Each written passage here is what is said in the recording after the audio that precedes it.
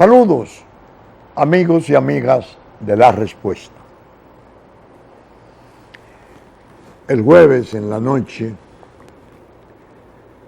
la oficina de abogados, licenciado Pelegrín Castillo, celebró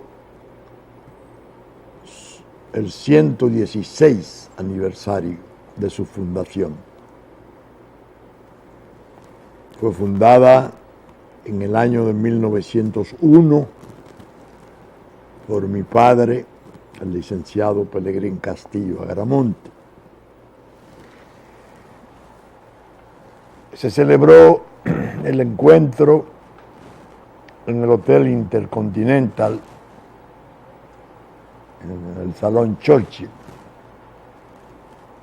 una espléndida instalación. Y acudieron tantos amigos y tantas amigas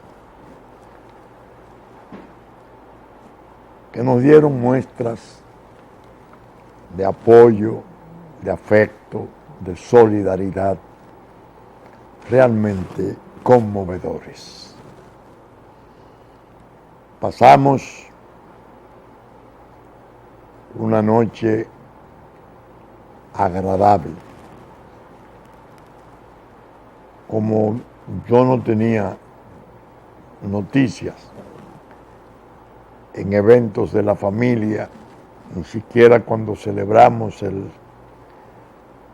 aniversario 90, el aniversario 100, esta superó a todas las anteriores. Fue una ocasión de fraternidad afectuosa. Y fueron increíbles, incontables las muestras de apoyo afectuoso, de amistad, de tanta gente interesante. Nosotros estamos agradecidos, muy agradecidos. Lamentablemente, por razones técnicas, no pudimos traer, al momento que esto se graba, el viernes en la mañana, muy de mañanita, el material ya trabajado, editado, pero se lo prometo para el próximo programa. Consistió en una presentación primorosa que hiciera esa princesa de la comunicación, Lise Selman, en la exhibición de un video de unos 10-12 minutos mostrando a los jóvenes abogados, los nietos que se han ido incorporando y ya están formando parte de la oficina muy activa. Y después, al final, yo leí, me limité a ello, algo que escribiera en el 1976 al inaugurar esta planta física en la Avenida de los Próceres, esquina República Argentina,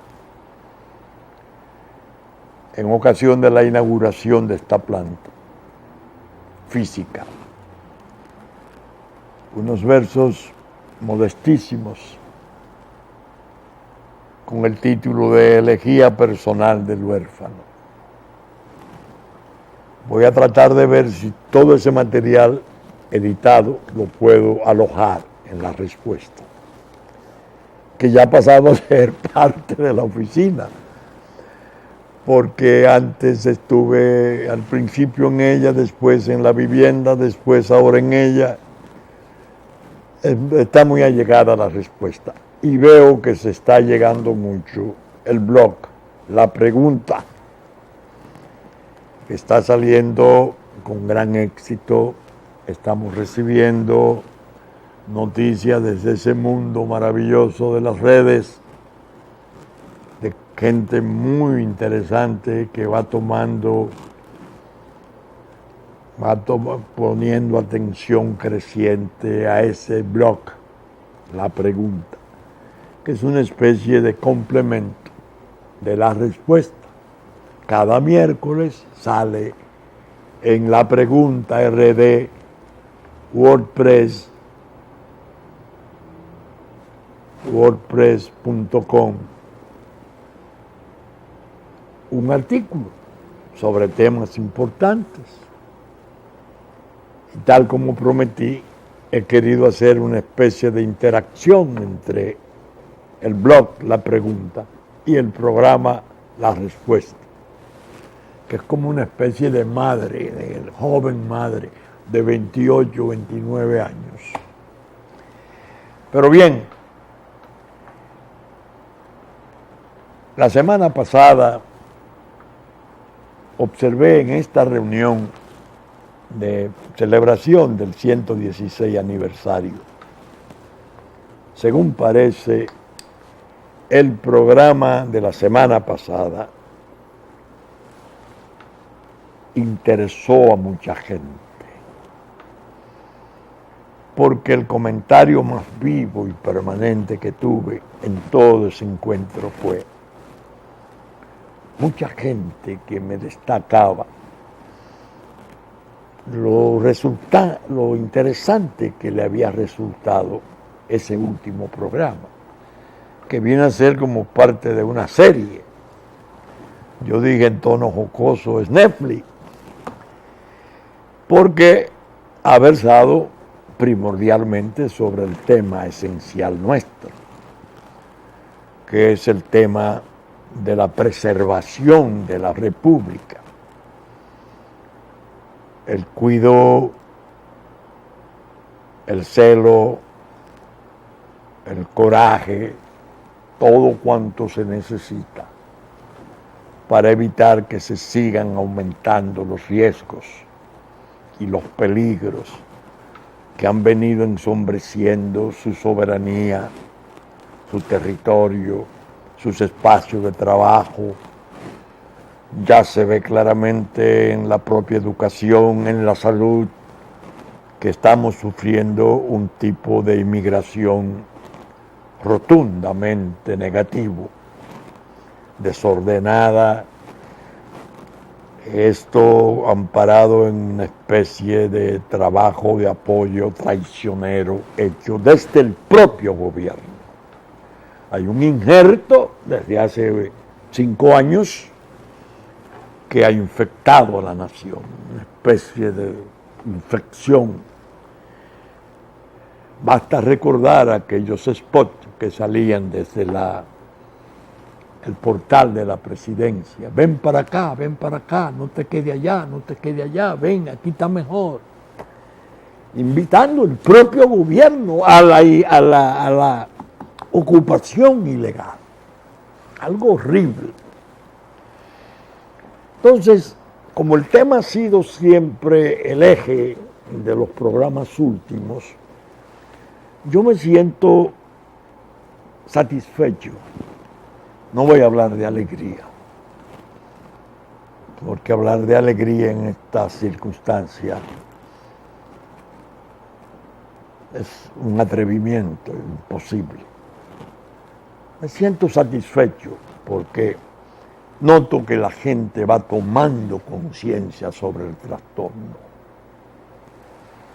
Noto la impaciencia, noto cierto grado de angustia, cuando no de ira, de gente que estaba entendiendo que la República está en pública almoneda, que la están rifando. En esas condiciones estuve observando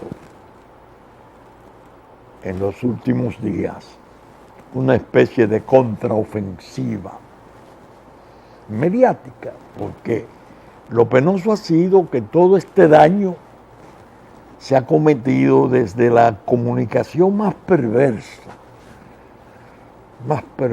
más repugnante que se puede imaginar, que fue aquella que estableció esa anaconda del Brasil, João Santana, que ya vimos que vino como instrumento de Odebrecht para hacer lo que hizo, la devastación de nuestras instituciones, comenzando por la inobservación severa de la Constitución de la República, su violación, su desconocimiento. Y me ocurrió en estos días que alguien, uno de los amigos que siempre siguen la respuesta, me trajo una inquietud. Me dijo, ¿tú has leído el fallo del Tribunal Constitucional que rechazó la instancia de la Fuerza Nacional Progresista destinada a declarar nula la asamblea revisora que sirvió de base para la modificación constitucional? No, le dije no. Y le expliqué. Nosotros propusimos ese recurso con el convencimiento de que el tiempo político era difícil, muy corto. El gobierno había obrado casi como si estuviera en una demanda en referimiento. La Constitución fue modificada en plazos de días y horas y era ya muy difícil que el Tribunal Constitucional se volviera contra una decisión, porque anular la Asamblea Revisora iba a constituir una especie de golpe de Estado constitucional.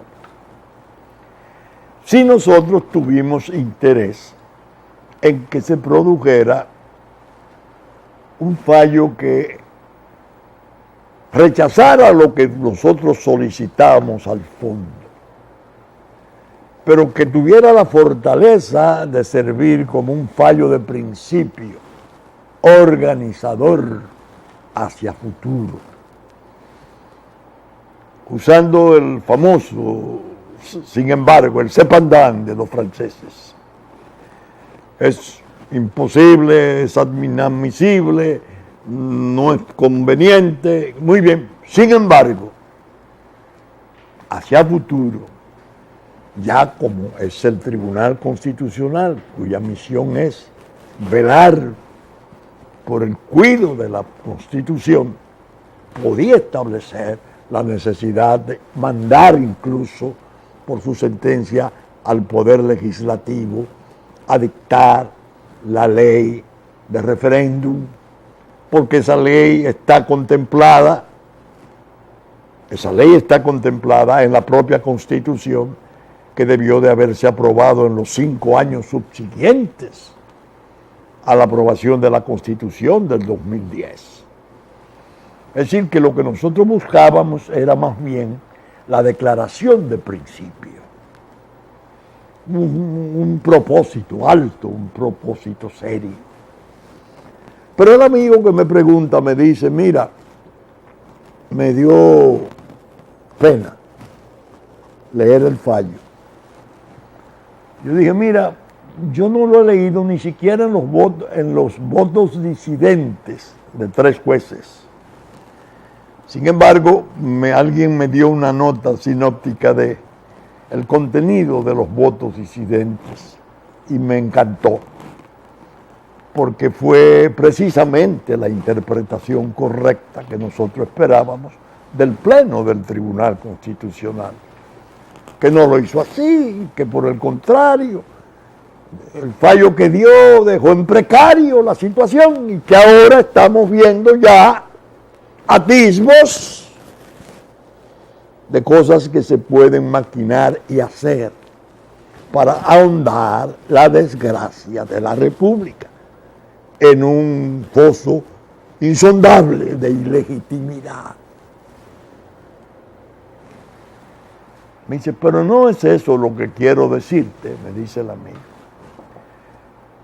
Me dio pena ver que el Tribunal Constitucional requirió o acudieron a él el Senado de la República, la Junta Central Electoral, creo que también concurrió y expusieron su posición frente a esa instancia que nosotros habíamos elevado. ¿Cuál fue la pena del amigo? Que yo comparto. Yo comparto la pena del amigo.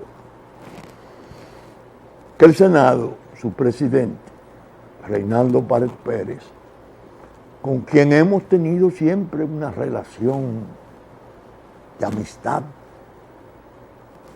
muy estable, muy fuerte, muy seria, en la exposición hizo un ejercicio de desprecio de la Fuerza Nacional Progresista. Yo no lo he visto, estoy hablando de lo que el amigo me dijo. Que eso era una maniobra de una fuerza pequeña, que nunca había tenido votación alta, y que eso no era considerable, y que en el fondo el problema no era jurídico, que era un problema político, y que ellos estaban haciendo lo que más convenía. Eso es lo que el amigo me dice. Yo no lo he querido ver todavía, porque voy a leer esa primera 65 páginas del fallo para comprender hasta dónde pudo ser así. Naturalmente el amigo que me confía el asunto es una persona altamente confiable. ¿Qué yo he pensado? Dirigirme al Tribunal Constitucional y primero plantearle que para la preservación de un concepto, de una categoría jurídica de altísimo nivel, como lo es la noción del debido proceso, se establezca hacia futuro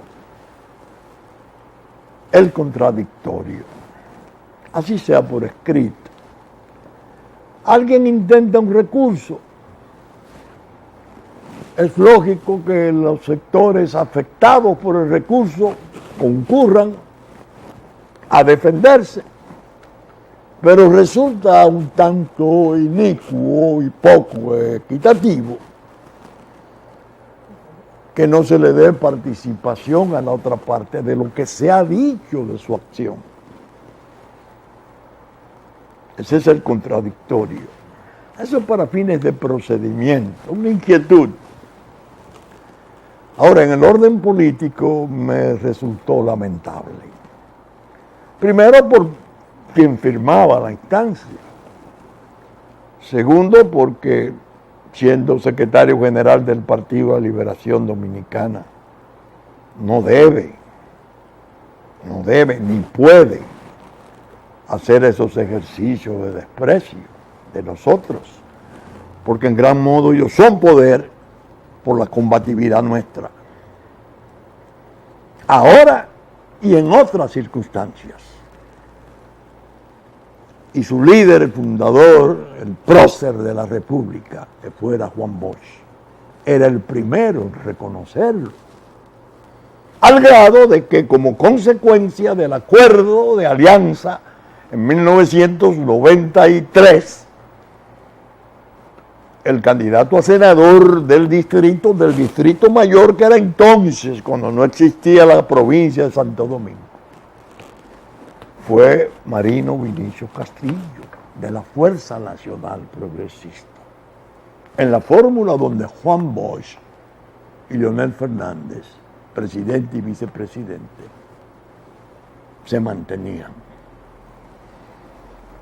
Ha habido muchas luchas, ha habido muchas experiencias que ahora no las quiero relatar porque podrían tener el cariz un tanto odioso de un pase de cuenta. No. Se pudo haber objetado la acción. Se pudo haber dicho la acción no tiene fundamento por tal o cual cosa, es un recurso que no se explica. Bueno, muy bien, pero no despreciamos. Porque al amigo Reinaldo Pared Pérez yo debo recordarle que no hay nada más grande que la verdad. Y que lo que se tiene por grande deja de ser grande cuando se hunde en la mentira. Esa es su tragedia, la tragedia de su partido, no la nuestra. Nosotros somos pequeños, tal como dijera don Juan en la noche del acuerdo de alianza. Pequeña en el número, pero grande en el patriotismo y en los servicios a los intereses nacionales. Entonces yo digo, cuando me dan la noticia coincide con un cierto movimiento. Comenzaron a mover la paila de la reelección. No está Joao aquí físicamente, pero puede estar Joao en los medios electrónicos y tiene aquí una delegación importante, muy cercana. Tal vez insistan en producir o reproducir la experiencia. Nosotros decimos, yo a la cabeza, si se intenta un nuevo proceso de reelección, nos van a tener de frente crudamente. Salvo, volviendo a ser consecuente, que la ley de referéndum se apruebe. Que dicho sea de paso, y esto se lo digo al presidente del Senado, tengo las pruebas en las manos de cuando la Junta Central Electoral llevó el proyecto de ley de referéndum en el tiempo oportuno. Y sin embargo, cuando se fue a buscar en los archivos del Senado, ese proyecto no aparece. Es forma de hundirse en la mentira. Si hay un referéndum, yo lo apruebo. Ninguna objeción para ser consecuente con la posición que sostuvimos cuando la primera reforma, cuando la violación de Joao y Odebrecht, que por desgracia hicieron de una parte del Congreso un verdadero pantano, esas dos anacondas de la corrupción, del fraude, del soborno y el desastre que a escala continental se está ventilando como vergüenza. De manera que hoy yo quise traer esto porque he notado, vuelvo al tema, que hay una actividad. Los sacerdotes jesuitas están muy activos, declaran que eso de la cuestión de la inmigración anómala de Haití es un pretexto, es algo artificioso, que eso no existe, que eso es tratando de ocultar los aspectos de fraude. Es al revés. Odebrecht y los aspectos del fraude continental se están usando para que el país se anestesie y no advierta el otro peligro. El peligro que ellos desde hace años han estado impulsando. Los jesuitas. Y comienzan ya a tratar el tema, ¿no? Y comienzan a batirse las injurias contra el país, y el racismo, y la intolerancia persecutoria, todas esas repugnantes maquinaciones contra la República. Canales de televisión interesantes del país se han encargado de desmentirlos. Han ido a hacer los reportajes a frontera, en el norte, en el sur. 11 pueblos nuestros están despoblados de dominicanos, abrumadoramente llenos de ilegales haitianos. ¿Cuántos cientos o miles de kilómetros están comprometidos en el territorio allí? ¿Cuál puede ser como acto preparatorio de formar una minoría en capacidad de participar en el proceso político? A corto plazo. Las falsificaciones que han sido monstruosas de la nacionalidad la van a aumentar haciéndose los carnetes en Haití. Servirá esto de base para la cédula de identidad y de eventualmente incorporarlos al proceso de votación. Es con eso que se pretende hacer la reelección. Ese es el precio de la entrega de la República. Como ustedes podrán observar, la respuesta frente a situaciones de ese tipo no puede quedarse tranquila. No hay ninguna consideración de conveniencia, de ventaja convenenciera, valga la redundancia, que lleve a este programa al silencio. El peligro nacional es enorme. Los autores peores de esas maquinaciones están en condiciones de ahondar los daños. Y nosotros estamos preparándonos para resistirlos. Así que voy ahora a hacer una especie de giro, una deriva hacia el blog, la pregunta. Y con ello comenzar a promoverlo. Porque está recién nacido. Tiene apenas 3 meses. No se conoce. He notado, sí, que gradualmente cada vez más gente me habla del blog, de la pregunta. El de este miércoles lo voy a tratar como parte de un tratamiento que le voy a dar en los futuros programas, explicando el contenido de muchos de esos artículos, a qué estuvieron dedicados. Es decir, desde que salí, la delación premiada que ha servido para todo el desastre de las acusaciones, los 6 procesos criminales que ya van contra Lula, la destitución del vicepresidente de Ecuador en sus funciones, la demanda en extradición de Toledo, la prisión de Ollanta, el posible enjuiciamiento político de Santos, bueno, la epidemia de ébola. Yo le dediqué 4 artículos al testigo de la reina.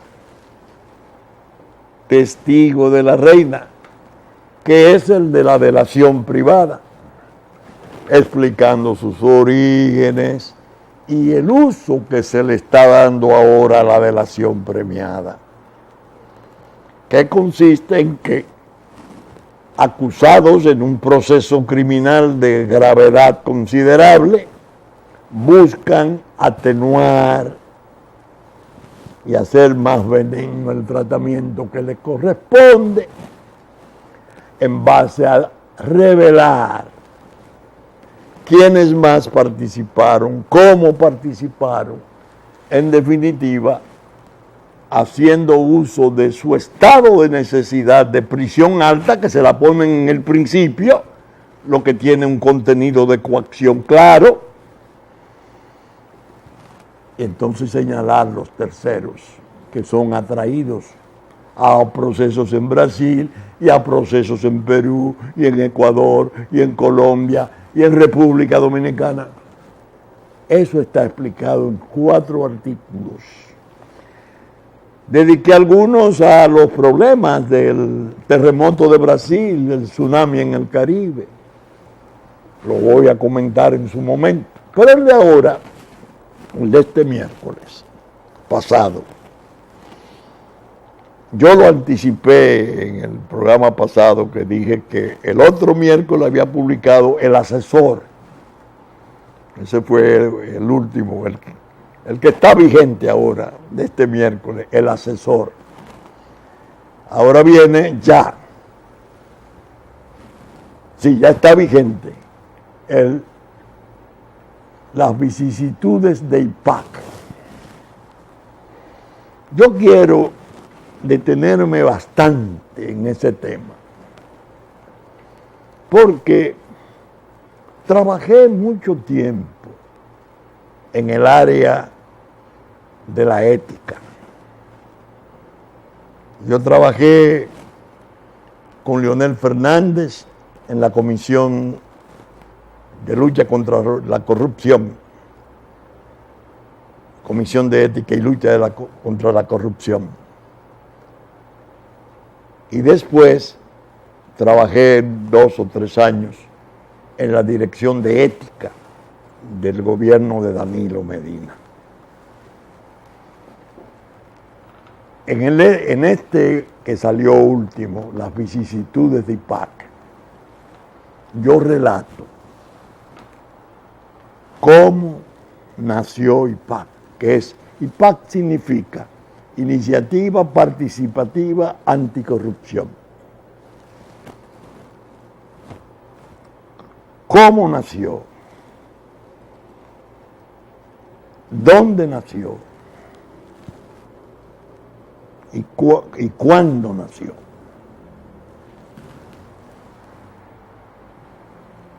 Búsquenlo en la pregunta para que ustedes vean el origen de ese esfuerzo notable por dotar a la República de un mecanismo permanente, sistemático, eficiente, que pudiera aumentar la calidad de la lucha anticorrupción. Está relatado. ¿Cómo fue? Yo relato que allá por el año 10, hace 7 años, yo regresaba de un viaje de salud que anualmente voy a someterme a control en el extranjero. Y me estaba esperando el presidente Fernández. Y una vez llegué a mi despacho, fui invitado a participar en una reunión. Cuando llegué a la reunión, era una versión del Sanedrín moderno. Los representantes del Banco Mundial, Fondo Monetario, Banco Interamericano, Unión Europea, el embajador de España, los más altos niveles de USAID, de la embajada norteamericana, 12 o 14. Del lado de gobierno encontré al presidente Fernández, a Temístocle Montaz y a César Pina Toribio.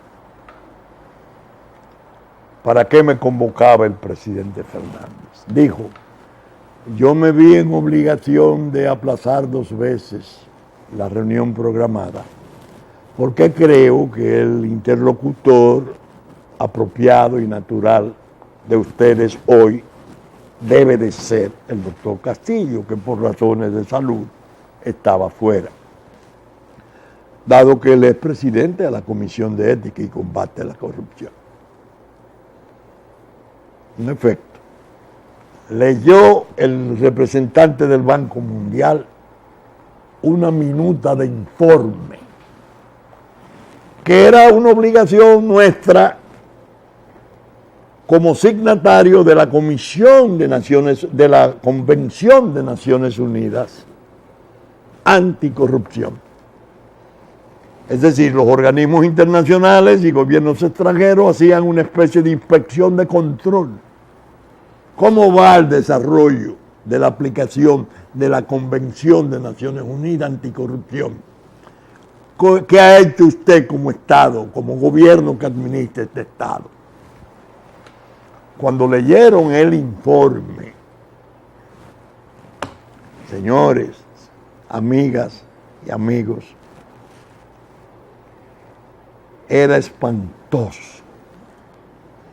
El gobierno salía a muerte, todo, una cosa, lo vimos petrificados. Entonces el presidente Fernández me dio la palabra y yo comencé a hablar. Digo en el blog La Pregunta, que me di cuenta entonces que lo que el presidente Fernández me estaba asignando era la defensa de su gobierno. Quizás pensando en mi experiencia como penalista, el que decía que una vez siendo estudiante pasó por una sala penal y oyó a ese abogado en una exposición en un juicio espectacular de entonces y se quedó prendado porque le pareció que lo que estaba exponiendo era fascinante. Bueno, yo comencé a hacer la defensa y dije, ese informe tiene taras graves. Observen que ustedes parten de afirmaciones como esta. Según se ha dicho, según se pudo saber, según trascendió, según es de conocimiento público. Qué bueno sería que ustedes respondieran a mi pregunta. ¿Quién se lo dijo? ¿Cómo se enteraron? ¿Cuáles fueron los mecanismos de averiguación que ustedes utilizaron para llegar a esas conclusiones desastrosas? Y agregué, ¿por qué no examinamos el Estado por dentro? ¿Por qué no vamos a ir palpando su anatomía y viendo cuáles son las partes del tejido canceroso, dañado, y cuáles son las partes sanas? Vamos a cuantificar esto. Vamos a identificar esto. Esa fue básicamente la respuesta que yo le estuve dando. Entonces dije, tengan en cuenta, en aquel entonces que tenemos más de 400 emisoras de radio y más de 120 canales de televisión. Y desde la madrugada hasta la medianoche, ahí se vuelca todo. Ahí se dice todo. Y cada 2 años hay elecciones. Y naturalmente el blanco preferido en unas elecciones es el gobierno. Entonces de ese mare magnum surgen todas estas cosas. Pero ustedes tienen deberes, pienso, de investigación más precisa. Efectivamente. Fuimos a la prueba y duró 1 año la prueba. 4 pruebas cada 3 meses. Comenzamos con un semáforo desfavorable. El señor representante del Banco Mundial, muy dinámico, muy lúcido. Y el representante del BID, que le apoyaba, partimos con un semáforo. El rojo era horrible, indicaba todo está mal. El amarillo, muy delgado, muy angosto. Y el verde casi inexistente. Es decir, no había acierto, no se estaban haciendo esfuerzos para mejorar y todo era un desastre. Para no hacerle largo el cuento y que lo lean ustedes, porque eso tiene una exposición escrita. En la última reunión al año, en 10 mesas de trabajo multisectoriales, los funcionarios responsables titulares tenían que estar en la mesa. Distintos sectores de la sociedad acudían al proceso de denuncia y de investigación y de demanda. Eso se estuvo haciendo aquí. En la parte, el último día, me dice el representante del Banco Mundial, doctor, ¿pero qué ocurre? La gente que estuvo más activa en la denuncia hace 1 año decidió no venir hoy. ¿Qué ha pasado? Digo, es sencillo. Ustedes dirigieron todo el proceso porque no era solo cada 3 meses, sino que trajeron expertos, participaban en las reuniones con los distintos departamentos, investigando qué se había hecho mal, qué no se había hecho, qué se había hecho. Una especie de auditoría técnica del buen gobierno. Esa prueba final era el rojo muy reducido, el amarillo muy amplio, lo que indicaba que habían iniciativas en curso para ir desarrollando exigencias de la convención, y el verde ya aparecía como una esperanza. Entonces yo le digo, lo que ocurre es que ustedes hicieron el control durante un año. Ustedes son los mejores testigos, los organismos multilaterales, de que la denuncia que ustedes presentaron hace un año estaba aventada por mucha perversidad y por muchos rencores, por muchos prejuicios.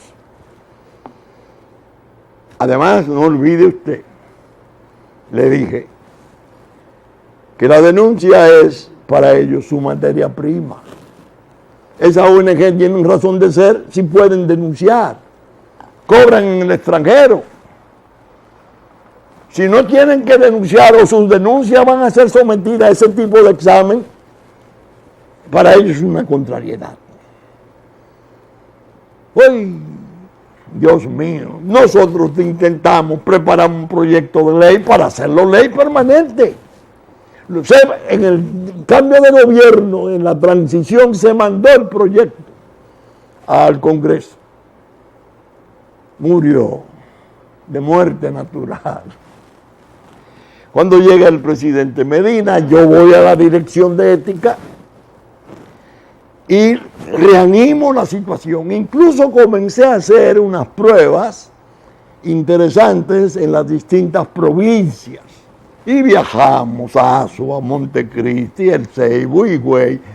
Y teníamos reuniones preparatorias. Mandábamos personal para que la comunidad asistiera. Iba gente de distintos sectores a hacer señalamiento y denuncias sobre el comportamiento del funcionariado allí. Eso independientemente de que en la ley se diseñaban las 10 mesas por departamentos de escala nacional. Y mi tesis era, esto es muy bueno, este IPAC, porque incluso para los funcionarios resulta un mecanismo de intimidación. Decirle, miren, cualquier tipo de inconducta que usted vaya a cometer, hay mesa de IPAC el mes que viene, la comunidad va a denunciarla y se va a conocer multisectorialmente el asunto, usted va a tener que estar para defender.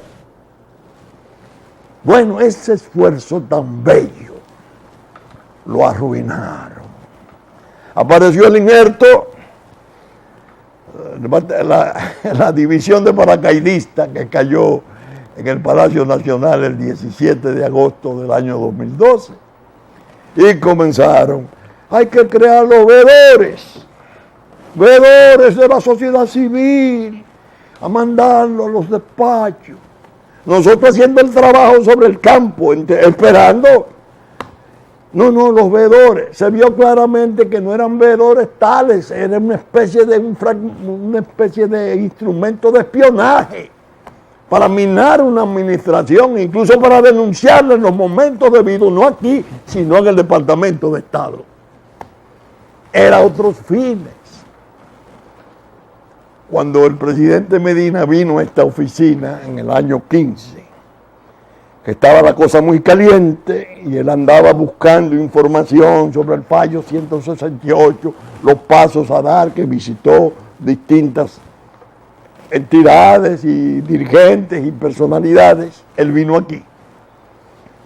Yo le entregué el proyecto ya terminado otra vez del IPAC, aquí en esta oficina, aquí donde estoy haciendo este programa. Y le dije, presidente, esto es esto. Ya yo le había escrito describiéndole las ventajas de ese mecanismo de control. Y le dije, le voy a hacer una advertencia, presidente. Este proyecto de ley tiene enemigos adentro y muy cercanos a usted.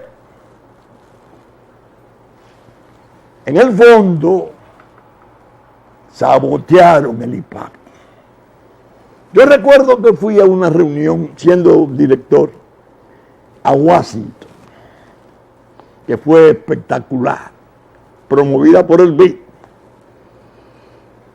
Y cuando yo expliqué el IPAC que nosotros habíamos intentado, que todavía no estaba derrotado totalmente, eso suscitó una tensión increíble. E incluso en un receso, algunos representantes de Centro y Suramérica me fueron a ver y me decían: doctor, solo usted puede decir eso, nosotros estamos de acuerdo con eso que usted dice, pero usted lo puede decir por sus razones. Se maravillaron. ¿Por qué? Porque el IPAC que nosotros preparamos no solo comprendía el examen y la contención de los excesos delictivos del ámbito público, sino también el control de los sectores privados, según lo determina la propia Convención de Naciones Unidas. Espérate. Entonces yo le decía a algunos amigos cuando regresé: esto tiene enemigos en el ámbito público, un funcionariado renuente a que establezcan controles de esa naturaleza, multisectoriales, permanentes, con audiencias públicas populares en mesas de trabajo sobre denuncias. Pero hay otro sector más atemorizado, el privado. ¿Ustedes se imaginan que con esas mesas de IPAC se fuera a examinar el proceso de capitalización de las empresas públicas? ¿Ustedes se imaginan lo que era, por ejemplo, ventilar la cuestión eléctrica entre nosotros, el FOMPER, el Bywater, en mesa, televisado, como yo lo proponía en la ley, para que el pueblo viera mesa por mesa las denuncias?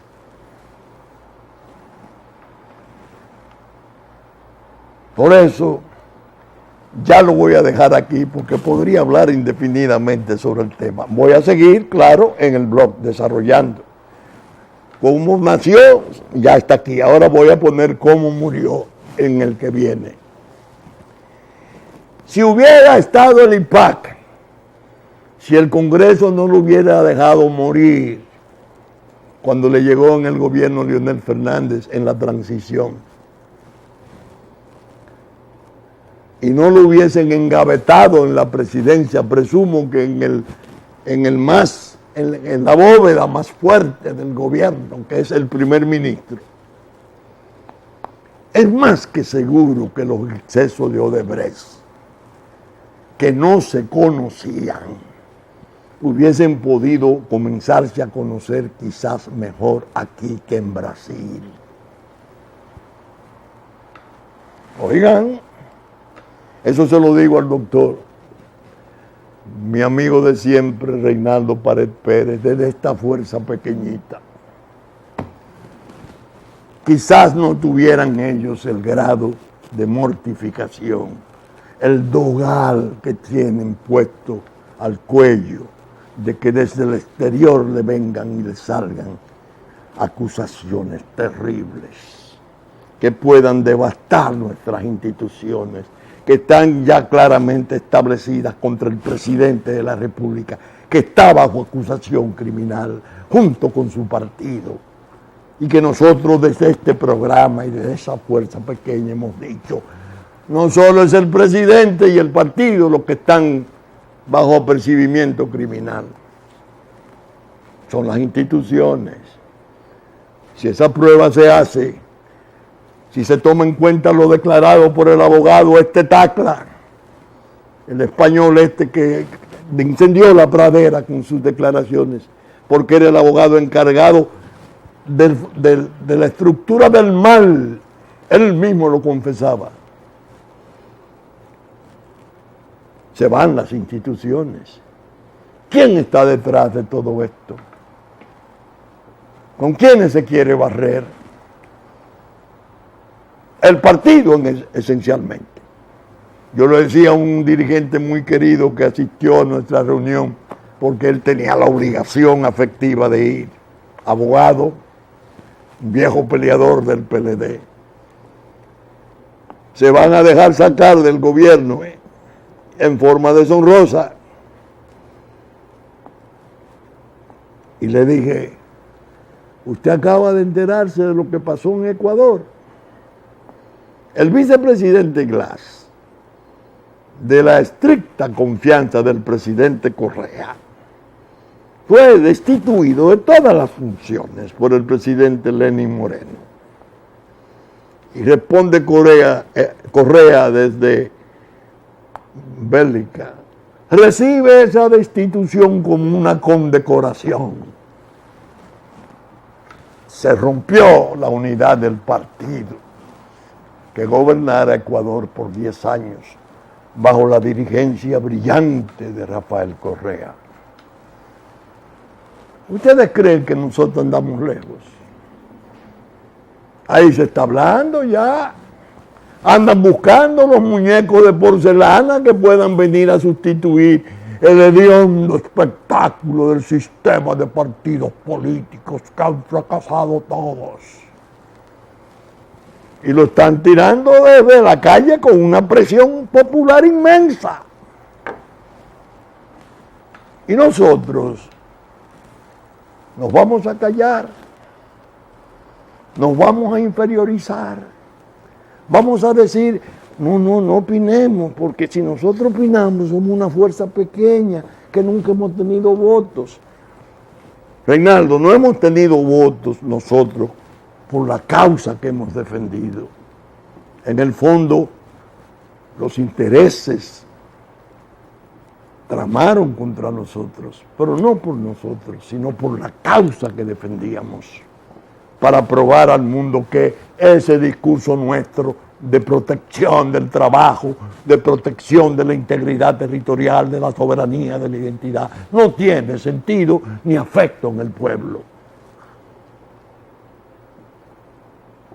Bien, saben ustedes que estamos saliendo por Super Canal 33, 3 del cable, a las 11 de la mañana de domingo, en nuestra versión central, que ya nos anticiparon sábado a las 6 de la mañana, Cinevisión, Canal 19, domingo a las 8 de la mañana, Telefuturo, después de la misa de San Antonio de Padua, Canal 23, el Teleimpacto, 12 del mediodía, 9 de la noche de domingo, Telenor, San Francisco de Macorís, mediodía 12 del domingo y 6 de la tarde, TNI, Canal 51, 7 de la noche de domingo. Saben ustedes que nuestro contenido, Diario Horizonte de New York, como Diario Digital Dominicana, lo reproduce.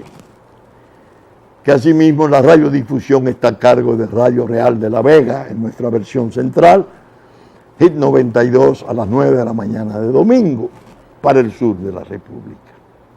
Que asimismo los canales amigos de Sabaneta, Constanza, Montecristi, Higüey y La Romana, en los momentos oportunos reproducen nuestros contenidos. Con la gracia de Dios, esperamos estar con ustedes el próximo fin de semana en una nueva respuesta. Muchas gracias y hasta entonces.